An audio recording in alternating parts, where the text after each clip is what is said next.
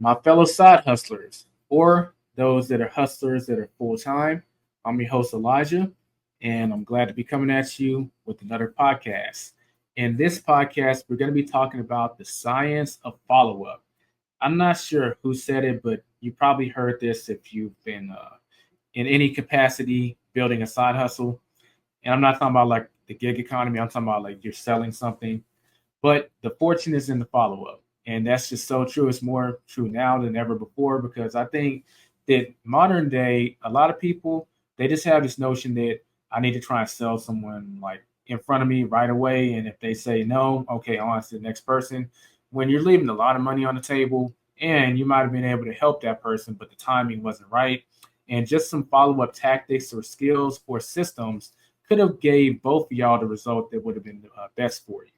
So that's what we're going to be talking about in this show. And I'm glad to say that I'm not going to be talking about it alone. The guest that I'm bringing on actually has a lot of experience in business just in general and obviously sales. His name is Giuseppe Grammatico. He is a franchise veteran who helps executives find financial and time freedom through franchise ownership. Giuseppe is a successful corporate refugee who has worked on every side of franchising, from owning franchises and to help others use franchising to escape the corporate grind. Giuseppe lives in New Jersey with his beautiful wife and two children. Host of the Franchise Freedom podcast, currently working on his book that will guide you through the franchise process. So let's go ahead and get started. Welcome to the Side Hustlers Society podcast, the place where you can find out more about the hustles that are best for you. And of course, make more money in the process.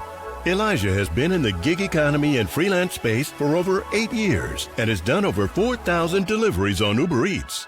Has several video editing clients, many properties on Airbnb, runs multiple YouTube channels, and is the author of the best-selling book, The Anatomy of Financial Success. It's his mission to empower people with the tools needed to be successful. Now, welcome your host, the king of the side hustles, Elijah Bilel. Okay, Giuseppe, we are on. I trust you're doing good today. Doing well, Elijah. Yeah, no, doing very well. Really looking forward to the show. Yeah, I know we chatted a little before we started the show, but it's interesting to see that we both. Well, I don't have a gaming background; I'm just a gamer. But it's interesting to hear that you have a background in gaming. So we had a little, chat about the good old days of gaming. Not to say there's nothing wrong with it now, but that's just when I was heavy into it. Yeah, slight background. Yeah, I figured, while I was going back to school, why not give certain industries a shot, right? You give, experience kind of helps you figure out the direction you want to go in life. So yeah, it was fun. Yeah, indeed. And speaking of direction, that's why I'm excited about this show in particular, because we're going to be talking about really just follow up, the science behind it, why it's so important, and maybe even talk about some scenarios of how to do it. Because this season's about lead generation, and a big part of cultivating the lead to eventually turn them into a client is the ability to follow up.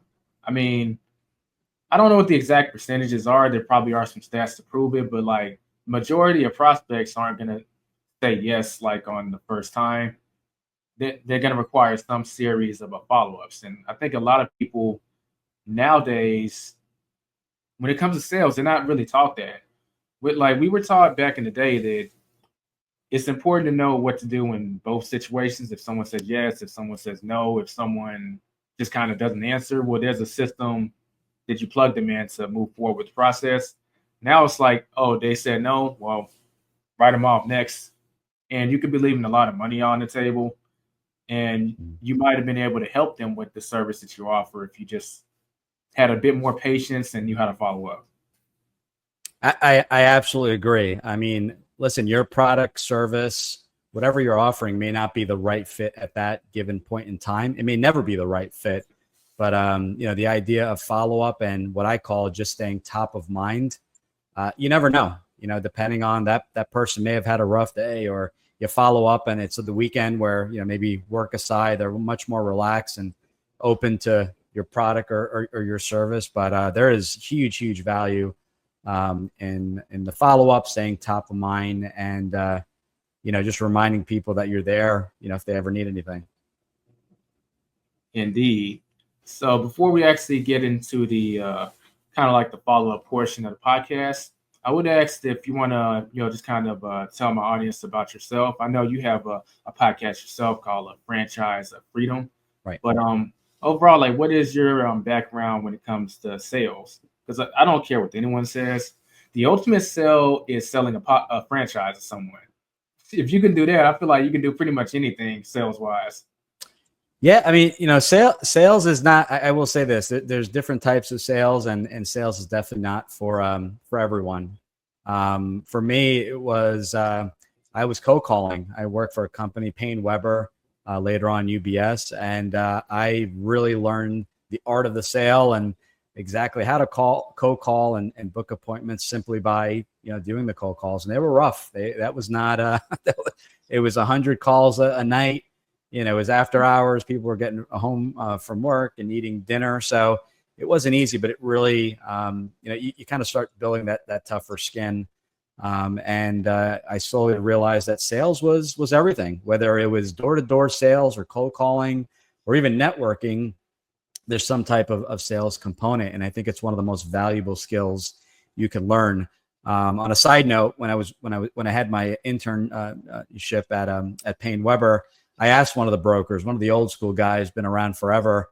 And I said, what would you recommend? He's like, I recommend quitting and going to sell tires at Firestone across the street. That's going to be your true sales. You're not going to learn a lot about the financial industry, but he goes, you have plenty of time for that. You want to learn about sales. So, and so that's how I learned. I cold called, became a financial advisor, and then shortly after sold to financial advisors, and then decided corporate America wasn't for me and decided to start my own franchise.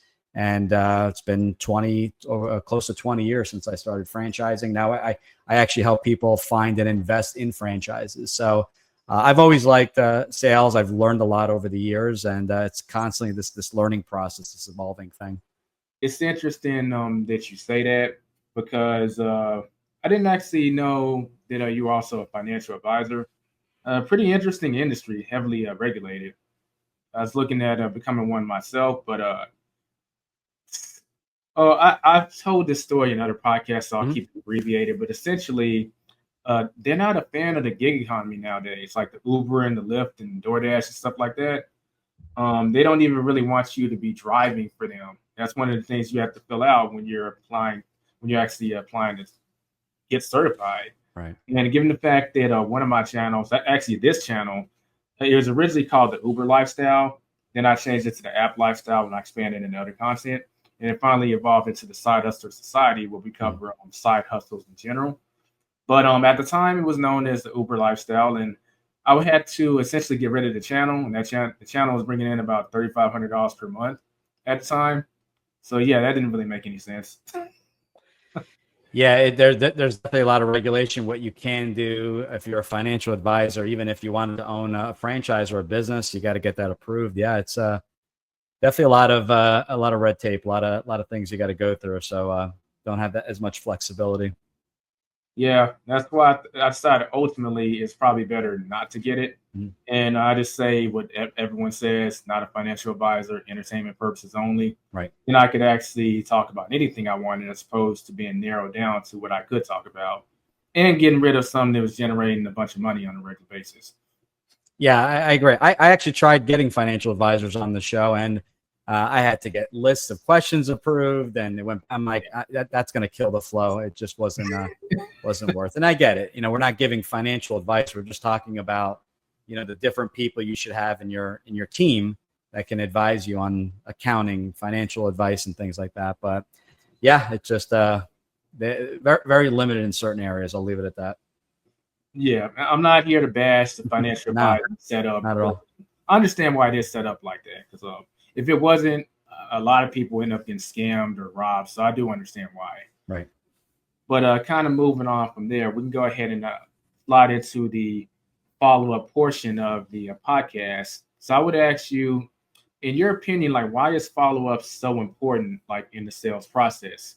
Because it's essentially addressing people who just try and sell someone once and they say no, or they don't get a response, and then they just move on to the next person. Why is follow-up just so important in the sales process?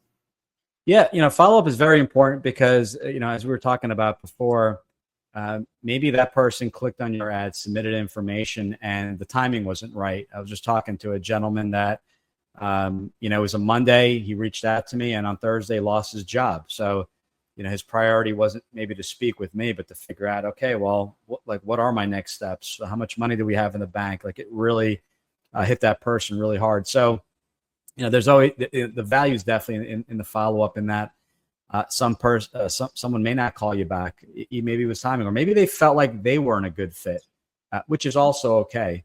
So part of the follow-up, and I think the value is to bring value to the table. So in our case, a lot of people will for example, rule themselves out of franchising because they're like, I don't have $1 million to invest, and I don't have, I'm not interested in owning anything in fast food.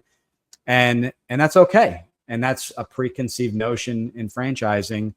It's not all fast food, but that's what people think of. They think of McDonald's, they think of Chick-fil-A. So part of that follow-up is, hey, I know we haven't spoken yet, but did you know that there are 4,000 franchise companies that, happen to be in 70 plus industries? Majority don't fall in fast food. So it's that educational piece where I've received numerous calls back saying, I didn't realize there are franchises under 100,000. I didn't realize that you don't have to be in food. So I think that education piece is crucial. And, not everyone will call you back saying the timing isn't right. They may ignore you. So for me, where I've had the most success is a monthly newsletter. I drop a monthly newsletter. I used to do it weekly. I felt like that was maybe too much, and it'll vary and you'll get different feedback. And I don't know, there's no exact answer, but franchising is not everyone's fit to own a business, and you need some substantial capital to get started. So I do a monthly newsletter. It's these are our last shows. These are some things to think about, and this is a franchise spotlight of the month. And I think that alone, where I'll put in there saying, hey, if you want to have a chat or just have a question, give us a call. If you can think of one person that could benefit, if you can forward that email to someone else, and that helps to expand the reach a little bit. So if all 1,000 emails did that, you would have another 1,000 people potentially in your database. So, staying top of mind. And you know what? Sometimes your emails get flagged to spam and junk. Sometimes they missed it because it was buried with all the other stuff. So, it's kind of like, you're constantly following up, and eventually, whether it be phone call, I do phone call, I do email, I have an AI caller just on that initial call. And I've implemented just direct mail. Who gets a postcard anymore in the mail? I get about easily 200 emails a day, but how many letters do I get aside from, bills and junk? It's rare that I get a postcard or anything. So that's the first thing I open. So postcards have been, something I've added recently, and I've had some good success with people at least acknowledging that they received it. Okay.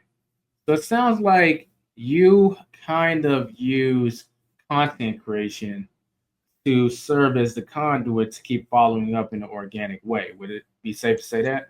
100%. No one wants to hear I'm following up, I'm checking in. I mean, how many times have you heard that? Checking in on what? So it's really, when I do make a call, do you have any feedback from our last call? In many cases, no. Call went well. I haven't heard back. Been busy with work. Well, okay, not a problem.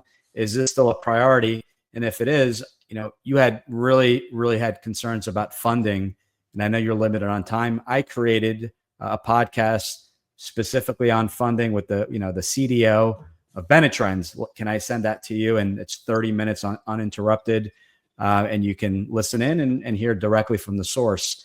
And people value that. They listen to it at time that works for them, and maybe that's after hours. They may have a family. Kids are going to sleep, and they can listen to that call at 8 or 9 o'clock at night, and then maybe call you, later on in the week saying, I now have a better understanding. Would like to schedule a call. So content creation, I think, it could be lead gen, lead nurture, and just staying, following up and staying top of mind. I think it's a great excuse to get in front of people. Yeah, it's kind of like you said, like no one really cares about the, hey, I'm calling the follow up kind of like rhetoric.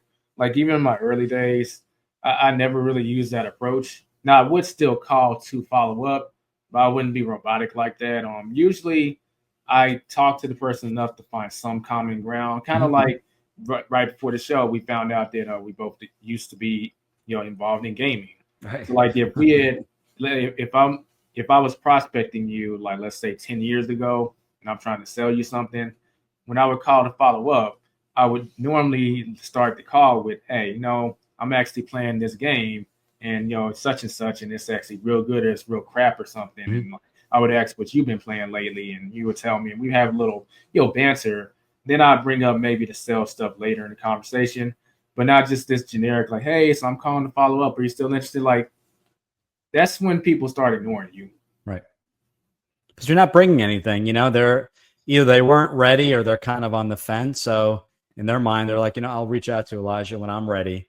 Whereas if I can bring an idea to the table, maybe you don't have the 5 minutes to discuss it now, but if I can send that to you via a more convenient way, a convenient vehicle, which is a podcast, a blog, anything, a one-page checklist or cheat sheet, people appreciate that. And it's, on top of it, I'll mail them a copy of my book. That stays top of mind. They may sit on a desk or nightstand, for many years to come. I've had books on my nightstand for many years that I, on occasion will read a chapter here and there. So it just stays top of mind. It's a constant reminder. But, if they haven't called you back, either they're not interested or they're stuck somewhere. And sometimes they don't know how to essentially communicate that, right? That there's this nagging concern that they can't really describe or kind of bring up on a call. So in our space, it's the risk of losing your investment. It's the risk of the unknown. So I did a show saying, these are the top 15 concerns I get on a daily basis. I created it just for you in our last call. Listen in. And if you are interested in having a second call, let me know. If not, no worries. Thought this would help. And addressing the concerns like, what's the risk? What's the what kind of expectations can I make financially and things like that. And although we can't get into specific numbers, it's a business. I think addressing them and not sugarcoating, being very direct, like this is a franchise, you can lose money. This is a franchise, you can expand. These are certain, expectations. I think that's super helpful. And I wish that was the info that I received when I was first looking at companies. Mm-hmm. Right. So speaking of which, do you have like some kind of system in place to track where a person is in the sales process? Or is it more, oh, go ahead. No, I'm sorry. Go ahead. Well, I was going to say, or are you kind of letting your content do most of the heavy lifting? And then from that point, they kind of treat it like inbound marketing to a certain degree, like, hey, they were going to reach out once they received enough content, they proceed to be efficient enough to go ahead and get started. Yeah. So the podcast I'm putting out there once a week, and that monthly newsletter will grab all 4 podcasts. We'll have, as I mentioned, some tips and some things to kind of a brand to maybe consider. Again, that may not be a good fit, but it's our spotlight. So that's going out to everyone in our system until they opt out. For new leads, they will get a free copy of our book digitally. And the email cadence and follow-up is a little heavier. It may be 2 to 3 times a week. So we use Go High Level. So 2 to 3 times a week via email and text. And then that second week, it drops off to maybe once or twice a week. And then it goes to weekly. And there's a series. There's, I believe, a 10 email series. And then from there, and that's constantly being updated. And then we'll, after that, they go into kind of this monthly newsletter bucket where they'll get that newsletter every month. So a little heavier on the upfront, especially getting them that information, because they may have these preconceived notions that, I don't have, I only have, $10,000 in savings, but they may not realize their old traditional IRA that has a few $100K tucked away is something they can use. So it's more educational. So we'll provide that information. The big one is what do I charge? Because some people love the service, but they're scared to even ask what we charge. And the great part is we don't charge anything. It's our fee is paid from the franchise company, like a realtor. So providing that, the top kind of 5 concerns that come up, we like to kind of just, send those out via email, and then remind, hey, if you want additional resources, we have, a couple hundred podcasts recorded. You can type in a topic and search the website. So constant that value add, but we kind of taper off after the first 3 or so weeks to that, to that monthly newsletter. So, is it the perfect follow-up? Not certain. If people are really, I kind of follow Alex Hormozy, and we talk about, I have nothing to sell. We educate on franchising. We put you in front of franchise companies, but if the fit's not there, it's not there. We're not here to push you into something, sell you a product or service. This is the value we bring to the table. I've been in your shoes. I've owned franchises and non-franchise, and this is how we can help. So we wait for that person to raise their hand, kind of meet them where they're at. And some people are at different stages, and we'll meet them. Hey, I can only talk once every other week. No problem. What questions do you have? So. Okay. So one thing that you did, and this might be universal to a lot of businesses, they could probably do the same thing, but your means of getting the person's email, it sounds like people could benefit from learning what are the myths in their industry, right? And just offering to address those myths in some kind of form, and that can serve as essentially an email list magnet. Would you say? Yes, we have used that. What are the top myths, and fast food has been one. So absolutely, it's not all fast food. You don't have to be a multimillionaire. So that, to me, I kind of look at those myths and why people don't move forward. And yes, I think that's like the best content you can put out there. Here are the top 5 myths. If you want to get into detail, I did a show on the top 15 myths I get. Take a look at it. But that'll help them kind of qualify themselves if the fit's there. Right. So one thing about a follow-up is it's always a constant battle between scale and personalization. And when you go too far to one end, it's like you lose something. So in your opinion, is personalization so important, or is scale more important when it comes to follow-up? Because personalization, obviously, is warmer. You might have a higher conversion rate, but you're not reaching as many people. And scale is the scenario where if it's not personalized at all, you seem too generic, like it's just sent out to a bunch of people, and it might have a much lower conversion rate. Yeah, I mean, it's you want quantity in there, right? People always want leads and more subscribers. We can double your downloads on your podcast, and it's like, well, do I really want, that's great. It's great for reach, but I want people that are qualified, that are interested in learning about franchises. So, when you are putting that information out there, it's for everyone to consume. I think where you can tailor it, and something that I do is, maybe the email is a little bit more generic, because you're talking about the same thing, such as who's a good fit for a franchise or whatever the topic is. And then I like to follow up with a phone call, a little bit more personalization. On occasion, I haven't been doing this as much, but I plan on picking up, is using like a Vidyard. You can even use a StreamYard and just do a quick video. Hey, I was thinking about you. Our last conversation, you talked about X, Y, and Z.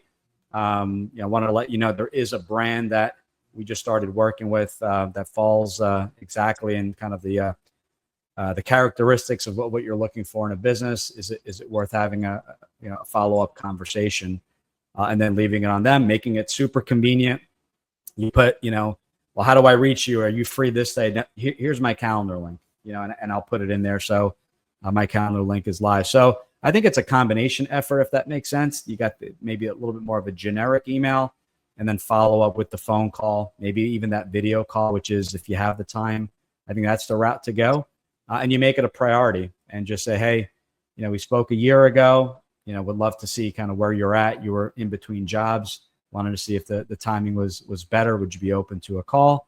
And you leave it on them. But I think, people forget, people tend to go in different directions. So you make it easy for them to book a call, to make it easy for them to gather the information. And you're very clear. If you follow They Ask, You Answer by Marcus Sheridan, you make it very clear on the website. What are your fees? Who do you serve, and who do you help? Where are your resources? Kind of we call it just a resource library, educational library. You keep it simple and easy to navigate, and and very easy for them to book a call. And that's all people are looking for, in my opinion.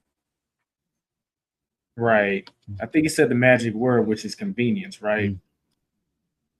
Yeah, if they have to dig through emails and how do I book a call with Giuseppe, that then it's like, you know what, if they have to spend more than 5 minutes doing that, odds are they're not going to book a call. But you want it to be really simple. So for example, when you do a follow-up, hey, I understand the timing may not be right. This is a show we did. And then whatever time works for you, our calendar goes out 30 days. This is our 30-minute booking link for our next call. You're not having them, having to send a couple emails to get that. Make it convenient. This is the link for the show. This is the link for the calendar. What else do you need? I thought of you as well. Even if it's an article off the website, here's a direct article. Take a look at it. Made me think of you. Let me know your thoughts. So simple is, I think, is better, in my opinion. Okay. And, good natural question that kind of follows up on that, no pun intended. But what mistakes do you feel like people are making that they may not even realize they're doing, that's kind of destroying their follow-up and likewise their ability to prospect the client, which may cause them to lose them? Yeah, I think they're forgetting to follow up. That's killing a lot of people. And I think they're forgetting to follow up because they're so enamored by creating lead flow, buying leads and all that, when they may have a database of 2,000 people that are not getting nurtured. So it's not done intentionally, but they're forgetting those people. They're relying just on email. It's, there's years ago when I started my podcast in 2020, the gentleman that helped me set up kept using the word omnipresence. Never even heard of the word prior to that. So I go, what do you mean by omnipresence? And he's like, well, you want to stay in front of people, and not everyone checks their emails every day. I know my kids don't check their emails every day, and I know others that check email once a month. So this sense of omnipresence, where maybe it's not a direct follow-up, but having a podcast, posting on Meta, Facebook and Instagram, or TikTok and X and all the other platforms. When people get home, what platforms are they on? And I think staying on those platforms and then redirecting them and just saying, hey, if you want more information, you can call me or go to the website. I think that helps as well, because it's convenient. They're already on Instagram. They're already, following certain people.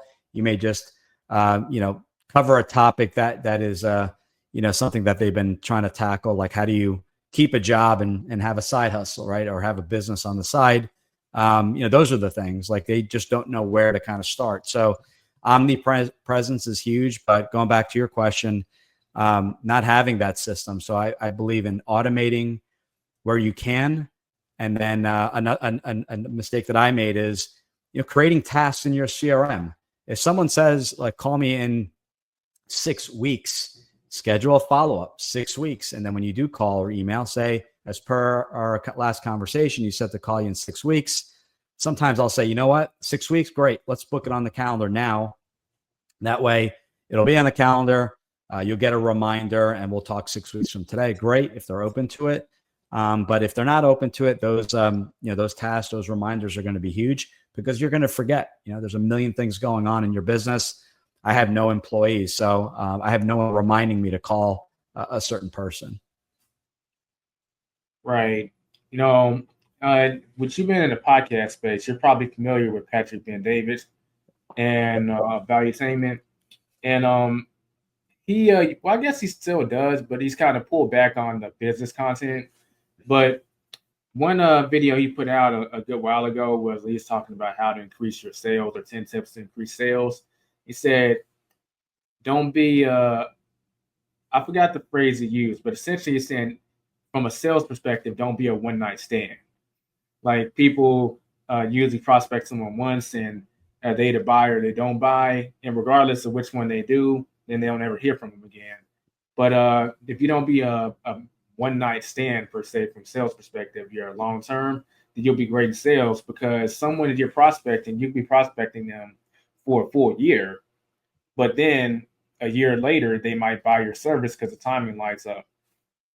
So don't be a one-night stand in that regard. Absolutely. I mean, that's, it's as we were saying before, it's follow up. And when you talked about, customization in the Go High Level, my CRM, you can tag people like, this person is only looking for resales, or this person is only looking for soccer related types of businesses and that kind of thing. And you can do searches for that. So you can really, do a search term for soccer or whatever that term is, resale, and you could maybe pull up a list of 12 and then do an individual call, email, or postcard campaign. But absolutely, the follow-ups there, even though you offered a call and they weren't ready to move forward, throw another idea at them.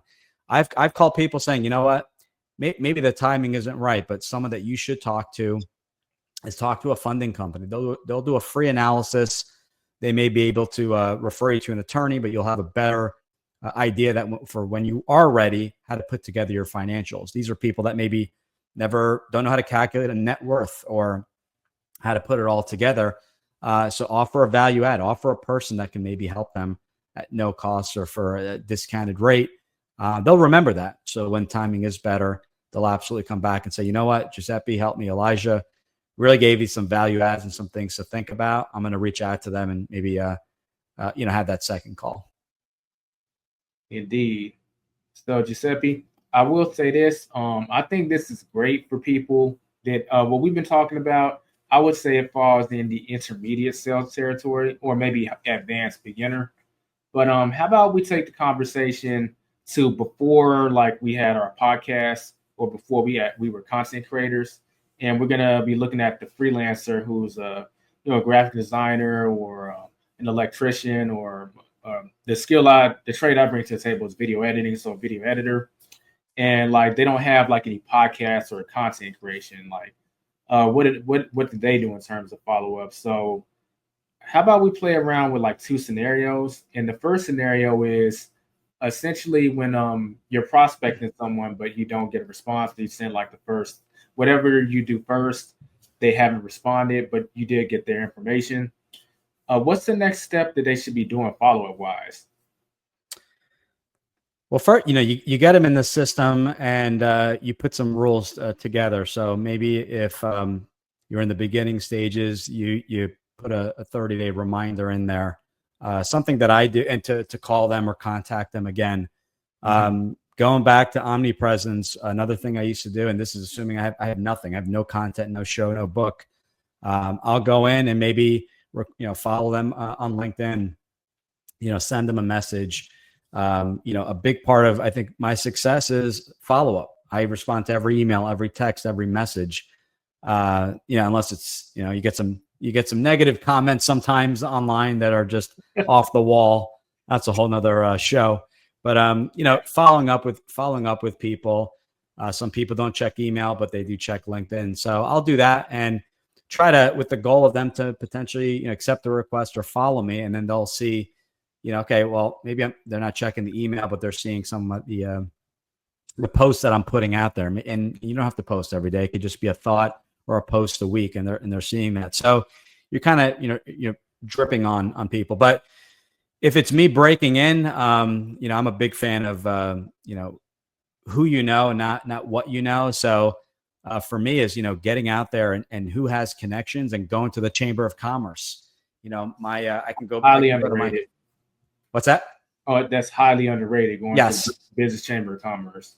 It's you're doing business with, potentially with other businesses. So, you can go to a plumber and, hey, I offer drain cleaning services. A plumber usually doesn't get involved in that. They have thousands of customers that you can potentially service and offer that product. And now you're in front of all these people and they're doing all the work for you, and that giving you that list of people that, maybe a potential customer. So that's one way to leverage your time, not have to have this major email list. I wouldn't say I have a major email list, but I started with 0 when I first started. I went to friends and family and asked for referrals and things like that way before, any podcast or anything was put together. So, when people ask where to start as well, a daily video, 60 seconds or less on LinkedIn or on one of the channels until, you start to get a little bit more comfortable. Your first videos are probably going to stink. If you're editing or not, you're going to be deer in headlights as I was. And, just making mistakes or maybe not looking at the camera or whatever the case may be. So get your reps, get your practice in, but, leverage your relationships around you. Who Not How is a book by Dan Sullivan from Strategic Coach. Great book. And you can really start to leverage some of the contacts you have. If you don't have a lot of contacts, you're starting out, you're young, you're out of school, join a chamber, start networking with other business owners, start networking with your competition. There's plenty to go around, and there's always people sharing ideas. But if you are posting and people are commenting, respond. Like it, respond, appreciate it. What other questions do people have on this topic? The worst thing you do is post stuff and not engage with your audience. And obviously that helps with the algorithm. So just, talk to people. I have goals to talk to 5 new people a day. Grab their information, their email, and ask, hey, not who do you know, but is there one person that may benefit from some of this? Creating an email list to put together a monthly newsletter on time management, time blocking, whatever the case may be. One person's, and you start off with maybe 2 contacts, turns into 4, turns into 8, 16, and it keeps growing. So I think you start there. You're not salesy. You're networking. You're telling people, hey, I'm new to this, and being open and honest. You may think I'm crazy for asking, but I'm trying to grow my business. I just opened up. I think people will definitely help and do anything they can to make you successful. Right. You brought up you brought up the Chamber of Commerce, and I do want to add something to that. I personally haven't done this before, but I do have friends that have done it, and I've seen them change. I've seen them really get things off the ground. But actually going to your local Toastmasters too. There is a caveat. It needs to be in a big, like whatever the biggest city is in your metroplex, go to that one, because there are small like Toastmaster groups. And that's fine if you just want to learn about public speaking, but we want networking to be in the play too. And if you go to the main one in your metroplex, the big one in the biggest city, that's when it's gonna be a lot more people there. But it plays more of a networking role in addition to learning how to public speak. And there's usually influential people there, and they see you're just getting started. They see you're sincere, so they'll probably pull some strings, maybe make some connections for you as you grow with your self-development. So that's I think it's a huge missed opportunity that a lot of people starting out don't leverage. So yeah, in addition, I like that. Yeah. And people want to, genuinely people want to help. And if you're in the chamber, just say going back to the chamber, you're in the chamber of your town. Businesses want to, refer to local businesses, and they'll do everything they can. And don't be okay be okay, to initiate. What I mean by initiate is that, maybe you're networking, you're trying to get referrals. Go out and be proactive and just say, you know what, there's so-and-so that can use, maybe it's a financial advisor, and there's so-and-so that could definitely use some help with their finances. I'd like to refer you to so-and-so. You initiate the conversation with a referral of someone that maybe can benefit from their services, and they may not be a good fit. They may not decide to move forward, but it's a genuine way to start that conversation with potential new business. So don't be afraid to say, I know we just met and this is our first conversation, but given the space you're in, there may be a friend of mine or family member that can benefit from your services. That goes a long way. And if you can do that, they may reciprocate and come back and say, you know what, I really appreciate that, but it worked, it didn't work out, whatever the case may be, which brought up so and so that may be a good fit for your services, and kind of refer back. So don't be afraid to initiate those conversations with the referral. I've done that before, and it's not in every case that I receive a referral, and you're not going in with that intention. But I think it's a great way to lead a conversation, especially being new to the area or new to the chamber or the Toastmasters. Indeed. What's up, everyone? Hopefully you're enjoying the broadcast as it's airing right now. One of the most important things that you have to get down if you're going to be a full-time hustler or even be a side hustler is the ability to identify what types of income are involved in your industry and how to create the other types. And I'm not just talking about income as in how the IRS defines them, passive income, portfolio income, etc.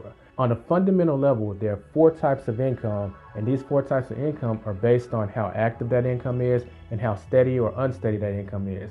If you want to know the sciences of how to identify the different types of income, how to build those sources of income, as well as the advantages and disadvantages of each type of income, you want to get chapter 5 of my Amazon best-selling book, The Anatomy of Financial Success. In it, I talk about something I created called the money magnifier that allows you the ability to identify what types of income there are out there, what income you should be working towards based on whatever goals, objectives you have for yourself or for your business. Go to www.fachapters.com and you can get chapter 5 of The Anatomy of Financial Success for free. With that being said, let's get back to the broadcast. I know a lot of people will probably be wondering your take on this, but there's only so much protocol follow-up you can do before it's like, okay, when do I pull the plug on this operation? If they're not responding, like, when do I stop? And we got to take into account, like, we don't have like these audiences that we built up. So no podcast, no book, nothing like that. When should they cut their losses with a potential client and just go ahead and move on? Or should they not? Should they just keep trying? I mean, if you got the email, you let them unsubscribe on their own. No matter how big that list is, you don't need thousands of emails. You can have 5 emails and wait for them to unsubscribe, and that's one option.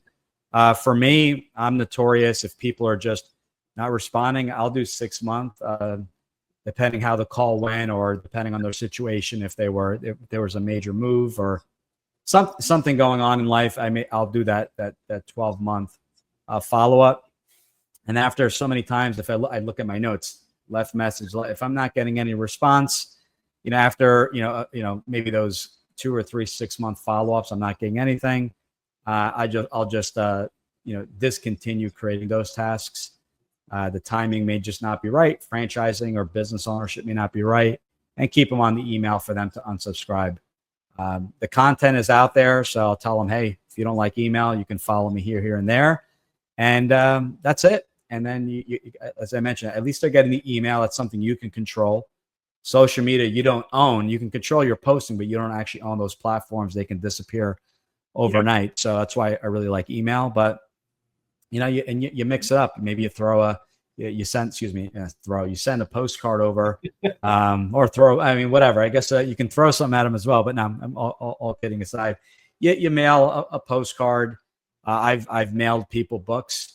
Hey, I thought of you. This book may benefit you. Would love to know your thoughts on the book.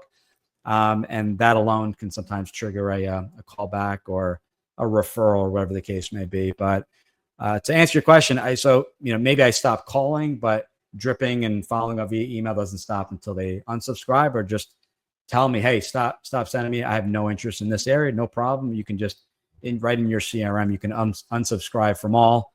And if they ever want to initiate a conversation, they can always reach out. They have your information. Okay. So I'm kind of following. I got to use a different synonym because I'm saying follow up too many times. But we can use it amongst us, but don't say that when you're talking to somebody. Yeah, but kind of following up on that question, do you ever clean up your email list in terms of cold subscribers? Because I do know that. Well, I won't say no, because it really depends on the business and the person.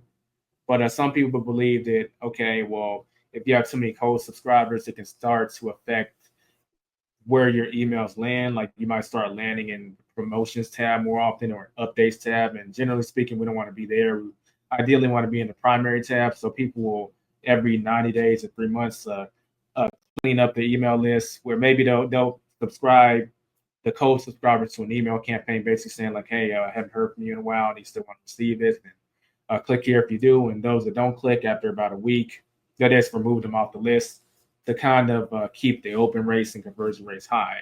I'm assuming, based on what you told me, you don't do any of that, or do you do some of that? I really don't, because usually to opt in, they're agreeing and checking all that information off. Yes, do we get unsubscribes all the time? They agree to the information. Maybe the information isn't relevant, or they thought it was. I've had people download the info, book a call, have no idea why we're speaking. They're just completely distracted. I guess I don't know. I wouldn't book a call with anyone if I didn't know what the call was about. So I can't say I do a lot of cleanup, and maybe that is something I need to do a better job at. But we're not buying lists and things like that. So where it's like, well, why the heck is Giuseppe calling me? They're opting in from an ad or a podcast, or they sent me an email to be added to the list, or they're just signing up on the website. But maybe I do. That's a good point. Maybe I do need to speak with our marketing company and figure out a way to maybe clean up the database every quarter. So that I don't know much about, and that's something I got to look into. Okay. Be curious to your thoughts if you have any specific recommendations. But that's one area I would say I'm not too familiar with. Well, yeah, there's the email marketing book by a guy named Ankh Siegel. Okay. And he's the one that kind of, I don't want to say he's the email marketing pioneer of the modern age, but he does have a lot of innovative takes. Okay. And he's the person that kind of, and people regurgitate what he says. He recommends that, you clean up your email list every quarter to 3 months for the reasons that he said. And I've tried both approaches. I've just let people unsubscribe on their own, but I've also taken the approach where I clean up my email list. And I will say that right now I do use the approach of cleaning up my email list every 3 to 6 months. I don't do it as frequently, because if you do it too much, there is an opportunity cost. Right. Because someone could be going through just a struggle season in their life, and it is not checking emails for like 6 months. But after that passes, they kind of get back to checking the emails, and there you are. And Right. then they start consuming your content, and then they might book a call with you. So I find that 6 months is a good kind of balance between the two. So I've been doing it every 6 months.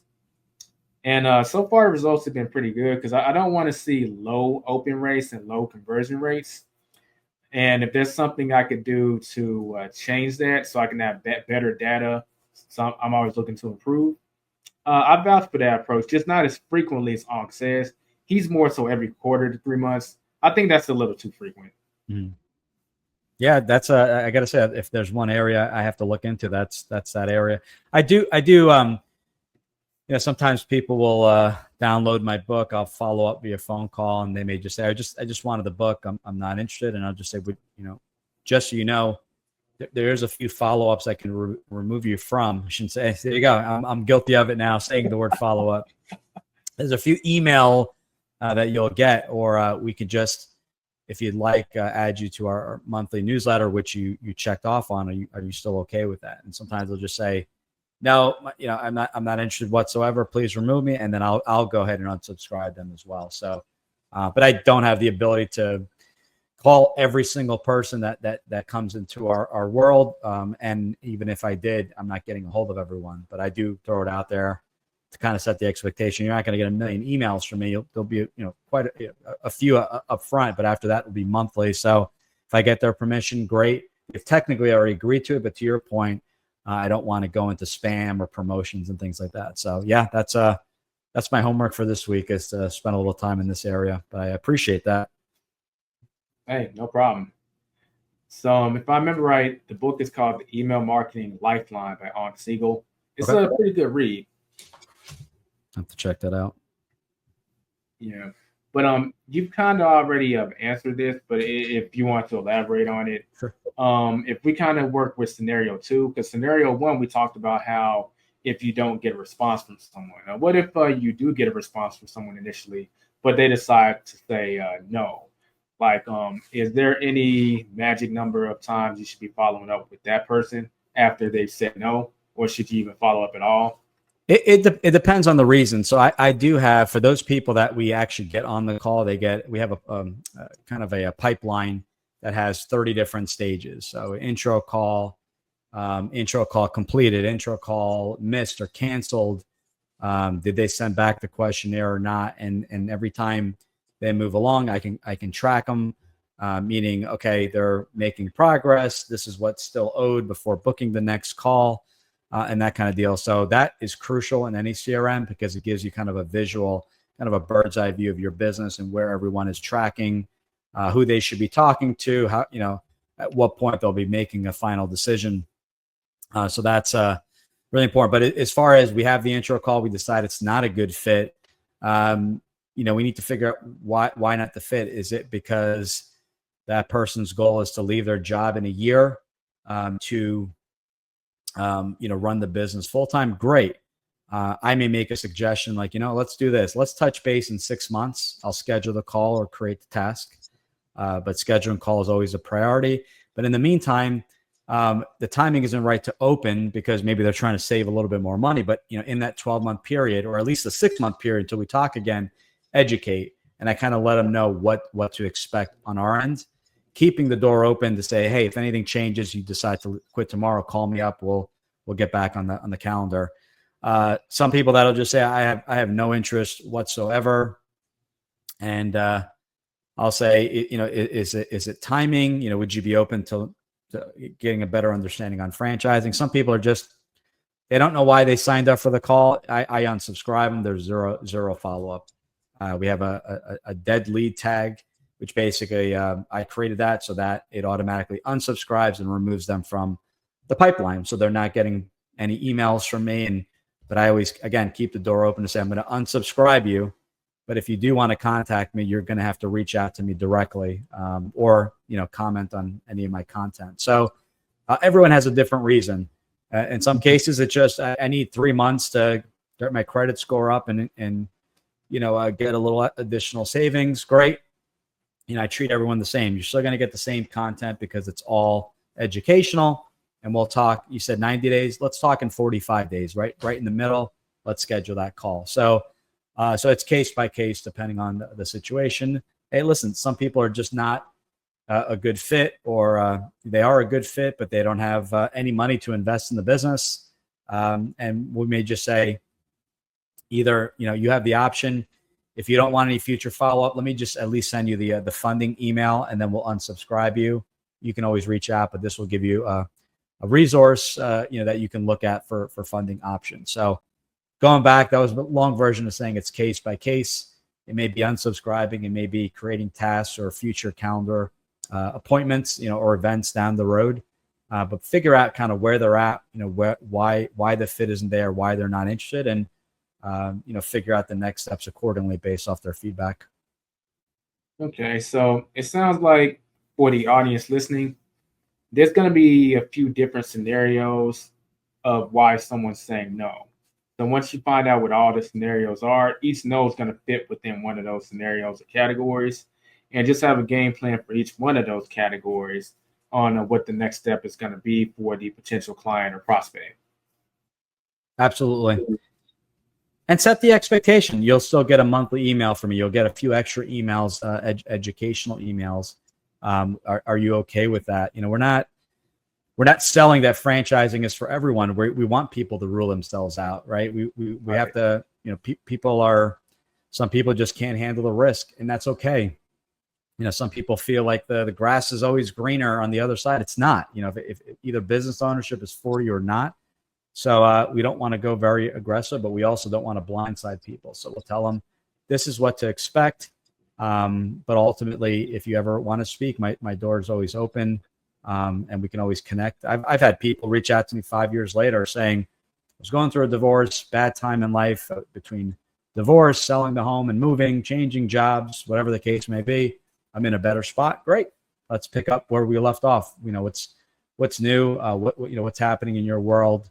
Why are we speaking today? So you never know, when someone will reach out or even refer you to someone. We were on a boat the other day, and the person I was with was in the franchising space, and we had a common referral. They were looking for a professional that we were able to refer over. You never know. Never met the person before. It was a friend of a friend. We just happened to have someone that could be a good fit in order to help them with their business. So just offer the value, and be very very clear, very open on what to expect. And I think if you keep the door open and just say, I know we're not a good fit, but if anything changes or if you'd like to learn more, some people just say, I don't think franchising is the right fit. We've had the conversation, which is completely fine. But I'm still interested in owning a business. I work with business brokers throughout the country that we can put them in touch with. If financials aren't there, we work with funding companies there. There's no cost to these services up front. So take advantage of the resources. I'm going through crazy time in life. You let us know how we can help. Can you refer an attorney? Actually, yes, my personal attorney. We're in the same state. I'd recommend reaching out to them. So, when you get all that figured out, give us a call. We'll pick up where we left off. And, do yourself a favor. If you're spending time with someone and have a CRM, jot some notes down, because the odds are you're going to forget. So when you do follow up, when you do call that person, like, hey, how is your family? How is your son? Last time we spoke, he had broken his foot playing soccer. Or his leg? Is he doing better? It's great to have those notes, because I wish I could remember everything. You can't. So notes are crucial. They can be searchable, and they're constant reminders, and great ways to open up the conversation. Right. Yeah. That notes thing is very important. And in my opinion, I think that's what's going to separate you from so many other people that's demanding their attention. The fact that you actually just took a mental note of what was going on in their life, and you're just asking for details on what was going on, whether they just had a child and, has your son started walking yet, or, I don't want to say small talk, but I'll go ahead and use the word small talk. But you can have some small talk before you get into the business, but it just shows that you actually care about what's going on in their life. Agreed. I mean, and when people, and also when people reach out to you, when I was in the financial, was a financial advisor back in the day. All right, they met with you and they want to know kind of where to put their money. Well, I don't know where to put your money. What's your situation? Are you working? Do you have family? Are you looking to create a legacy? Like, there's so many things that I have to know about that person. Same thing with franchise ownership. Open up. Tell me about yourself. Yes, it's exciting to know what investments or the hot stock or the hot franchise and all that kind of stuff. But ultimately, it may not be a fit for you. It's something that maybe is too high risk, or the investment's too great, much higher than you're comfortable with. But let me, why do you want to own a business? Why, what type of stocks are you looking for? Maybe you shouldn't be owning any stock if you're very risk adverse and you're in your 60s ready to retire. Maybe a mutual fund, maybe neither of those options. Maybe you want to be in fixed income. So those questions are not just, it is going to be some small talk in there, and you're looking for, some areas that you can connect on. Maybe there's some similarities, like we talked about the video game industry, but why are you doing this? Because we also want to make sure it's relevant in your life. Your life is different than mine. I may have kids, you may not. You may want to create a legacy for them, or put money aside in a 529 plan for their college costs and expenses. So it's crucial, to really have the whole picture in order to truly help somebody. Right. Or if they're single and they don't ever want to have any children, like right. They have a Roth IRA, or if they're a business owner, have they looked at the benefits of a SEP IRA? Like, you got to know the whole scenario. I agree. And you don't know what you don't know. And that's where you bring value and say, in a small business, you should create a successor plan. If you get hit by a car tomorrow, who does the business go to, followed by who actually runs the business? It could be two different people. I didn't even know I needed it. Me personally, in my 20s, I had no idea. So I go, well, who, I don't know what I don't know. I spoke with someone. They said, go to this attorney. He'll do all your estate planning. Never even heard the phrase estate planning. I was 25, 26 at the time. So he said, these are all the things that exist out there. You don't need all of them. You need about 6 or 7 of these. Living will. What happens if you end up in the hospital, and, should you be hooked up to a ventilator or not? And, it kind of gives you this whole list, which is kind of scary to think about, but it's good to have them in place now, and makes a lot of other people's lives easier in the event something happens to you and you can't, respond or anything. So you don't know what is out there. So it's good to bring these resources to people. Say, hey, talk to this attorney. He'll walk, they will walk you through all the documents and the setups based off your situation, and as well as your state, because every state has different laws. So there's a lot of professionals out there that people had no idea. They just thought you needed a will, but there's so many other documents that are needed that will greatly help in the event something were to happen to you. So that alone, I've made so many intros there, and people will say, "Hey, I really appreciate it. Now I'm now ready to continue our conversation." So Right. And speaking of conversation, from what I can tell, you really leverage email and actually a phone call in your business when it comes to, I would say, lead generation and lead cultivation. Do you leverage texting in any way, or is that not really your style? yep, we do texting. You're not copying and pasting your emails into text. You got to keep them a little bit shorter and remind people who you are, especially if they don't have you saved in the context versus an email. So, so yes, I do texting, and especially with confirmations for appointments to minimize the number of no shows, the link that you need to join, and things like that. So yes, we absolutely do texting. Sometimes we'll do a little bit of a delay. If we sent an email, we may follow up with text, or I'll alternate back and forth. But we do have automations hooked up as well. Some people just, as I mentioned, don't check email as much as they do text. I'm reverse. I check email more than text since it's on my computer. But some people love text, and that's how you get a quicker response. So absolutely, text, email, phone. Certain businesses will not utilize the phone as much, and that's okay. I'm a personal brand. I have no staff. You're working directly with me. But if it's a product, maybe it's less phone, but more direct mail and more email. So it's going to really depend on the business itself. Are you the face of the business? Is it something else?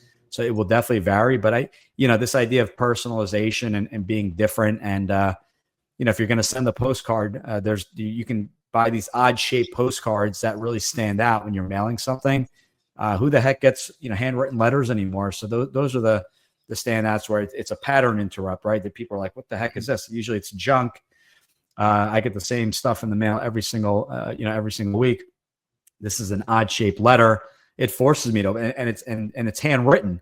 They actually hand wrote is this a wedding invitation? Like, thank you or what? So it's definitely a pattern interrupt. And I think, I forget the gentleman. I think it's Jesse Itzler. Itzler, I think is his last name.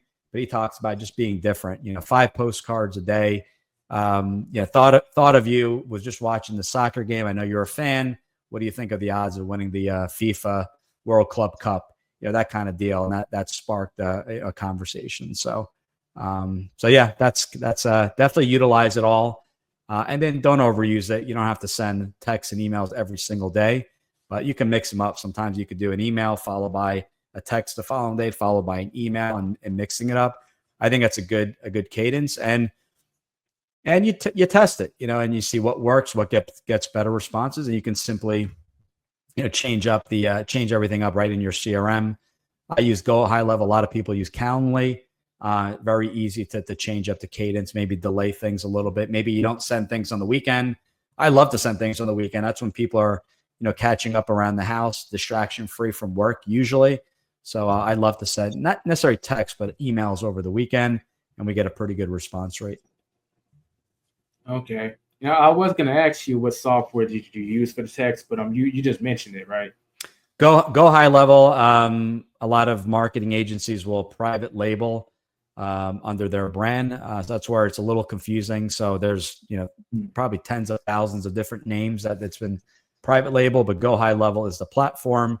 And usually you have a marketing agency that is maybe doing your marketing, your website, and also handling the CRM for you, and they'll get that set up. They offer best practices and things like that, and then you can cater it towards your business and your industry. So you may say you're a consultant. They typically will have some emails that they can kind of templates that you can use, and then you can customize them a little bit. Okay, makes sense. So I will admit, I'm an email person and a phone person. I haven't set anything up for texting, so that's probably a missed opportunity that I could probably look into more. Yeah, and I do think it's one of those things that it's probably a little underrated, to be honest, because everyone is probably used to the email and they're used to the phone call, but texting is kind of still untapped to a certain degree. Yeah, it's it's I think it's a little bit more difficult because, as I mentioned, with an email, you have an email signature and all that. And if you're texting, if I receive a text, multiple texts, the number comes up. I don't recognize numbers. I don't know anyone's numbers unless they're saved in my contacts. Then obviously the name Right. comes up. So you just may ignore it as spam or junk and move along with your day. So it doesn't hurt. It's immediate. Some people, for some reason, they just respond much quicker to text. That's just their style. And, it popped up on their screen. They respond to it and off to the next. So it's definitely worth it, in my opinion, testing it out and, not overdoing it, just like anything else. Right. Okay. So Giuseppe, we're getting ready to wind down the show, but I always ask my guests if they have any questions they want to hit me with. But the question of why did I start the podcast has been banned from being asked from my audience. They've heard it like 30 times. So, with the exception of that question, do you have any questions that you want to hit me with? Yeah. So, we talk about side hustles, right? It's like some people consider a side hustle. I have a full-time gig, full-time job, and I'm doing business aside. So, what is the secret of managing multiple side hustles? Because in the intro, per our conversations, you got a lot going on. You got the podcast, video editing. I believe in the intro, it mentioned Uber Eats, if I'm not mistaken. So what is kind of the secret in managing it all? Because these are completely different businesses. So, what advice do you have in kind of managing these side hustles to make them all successful? Well, I say my first piece of advice is to pick a side hustle that fits with your personality. Okay. I think a lot of people try and they just do try and do what's hot. But what if it's just so against who they are naturally? You're not going to keep doing it, and you're probably not going to make money with it because you don't like it. So pick something that matches up with your personality. And for people that want to know like more details about what I'm talking about, I talk about what type of financial personality you are in my book, The Anatomy of Financial Success. So once you figure out which one of those, and there's the builder, the preserver, the sniper, the king of the hill, the conservative, and the fame seeker. So which one of those you are, that'll help to inform you what your strengths and weaknesses are when it comes to making money. And once you have that locked down, try and find, you'll know what the common thread is in between each of these side hustles, and that plays a role in your ability to manage it. So I'll use me for an example. I am skilled when it comes to technology. So everything that you see that you saw in the intro is actually involved in technology in some way. Like YouTube is involved in technology.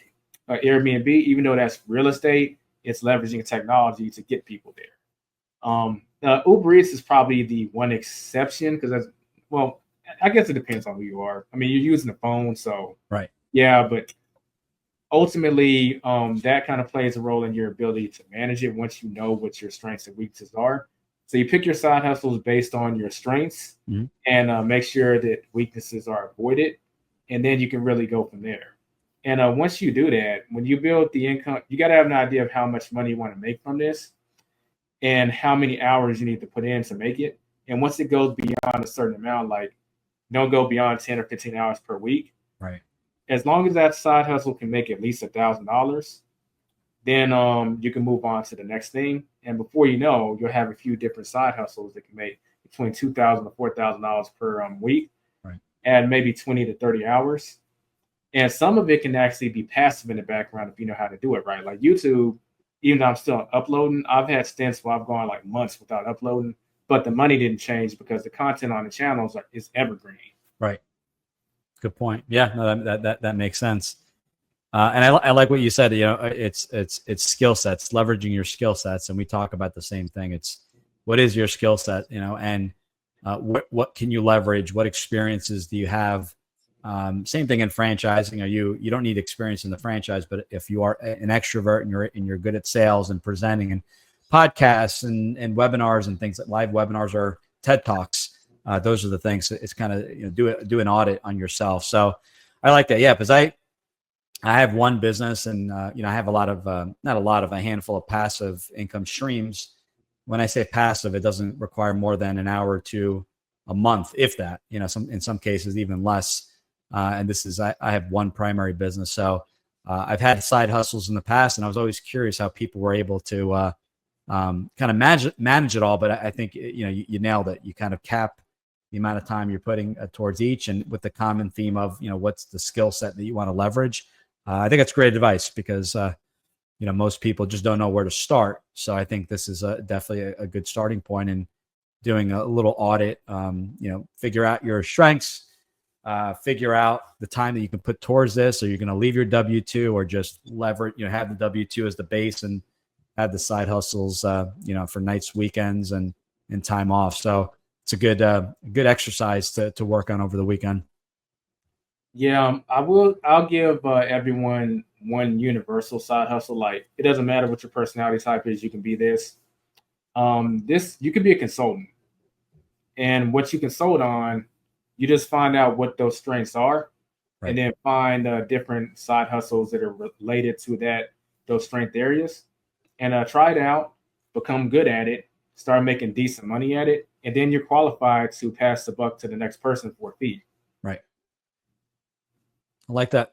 That makes perfect sense. That's I was curious once we started getting into the other businesses. So and I see people all the time. They'll have 5 different companies all in different areas and how they all manage it. I have not done that. So I'm always curious how they balance their time. And in many cases, they have teams in place where they can leverage maybe an executive assistant that is able to work with and handle all the businesses. So it's, I think as you get larger, having the right people in place to assist as well, or if they're not direct W-2 hires, maybe they're 1099s or virtual assistants or somebody to really help you, because ultimately, if your time is worth a couple $100 an hour, you don't want to do maybe some of the admin follow-up calls. You maybe have someone handle that for you, assuming you're in a position to do so.